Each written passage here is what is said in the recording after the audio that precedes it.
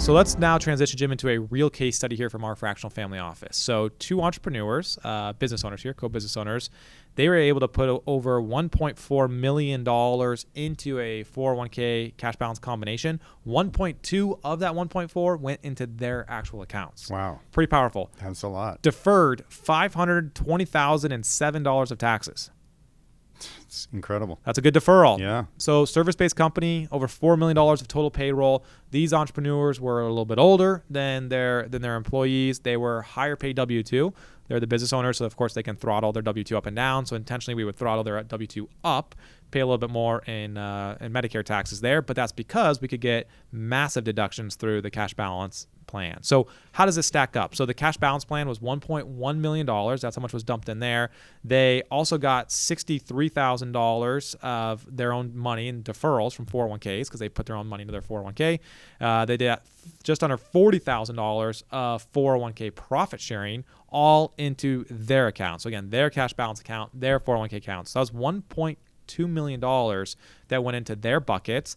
Now, what did they put into the employees? $211,799 went into the 401k matches and profit share. So all in, $1,418,201 was the total deduction amount. 86% of that going to the entrepreneurs. Yeah, pretty incredible numbers. Just something I want to throw out there is because a lot of entrepreneurs get given the idea of doing self-directed. Yeah, love it. What can you do in self-directed as far as these types of plans? When would that apply? When wouldn't that apply?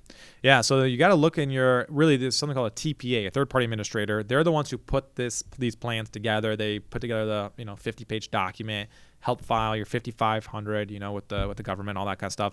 You want them to put it in something called in-service distribution. And so an in-service distribution allows employees, of which, our business owners would be an employee if it's an S corporation, to pull money from a cash balance plan and move it into a self-directed account. So it's possible, but you have to have specific language in your documents. And then if you move it into a self-directed account, it unlocks crypto, private equity, venture capital, all of these different asset classes that you can hold, even in, investing in like kind of small companies that you can hold, which you can't invest within the normal cash balance or 401k structure. Yeah, or real estate too. Yeah. One thing I'll say about that is that can be a great opportunity, and that can also be an opportunity for you to wreck yourself if you don't know what you're doing and you roll the money out and put it in a bunch of things like private equity if you don't know how to invest in that area.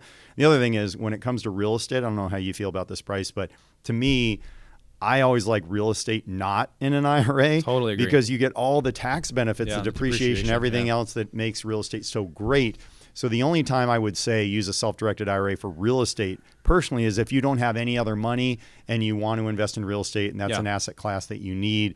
Because if you have a choice, I always like real estate not in an IRA or a self-directed type of plan. Yeah, self-directed is also great for like any type of hedge fund. Anytime they're doing a bunch of trading, they're realizing a bunch of taxes. Like that always is great to hold in self-directed. And private credit. If you're getting that 8, 9, 10, 11, 12%, and if you don't need the cash, you're just letting it stack and grow and compound, putting that in a self-directed IRA is a beautiful thing. Yeah. But I'm with you. Real estate, especially if you want to do like cash out refis, all this kind of stuff, you don't have to deal with the self-dealing because you have to deal with very stringent self-dealing rules. If you're trying to do any improvements, and technically you can't guarantee any mortgage in a self-directed IRA. So there's a lot of issues of owning real estate directly in a self-directed IRA. But if you think about that, let's say you built up a Roth 401k and then you rolled that to an IRA and then you put that in private credit, you could get 9, 10, 11, 12% off your private credit completely tax-free as, income during retirement or something like that. And I shouldn't say retirement, income during your financial freedom years. That's probably better because I never think of retirement. No one wants to retire. No one wants to retire. Sounds like you keep going. Get a watch and you die in 5 years. Take a sabbatical,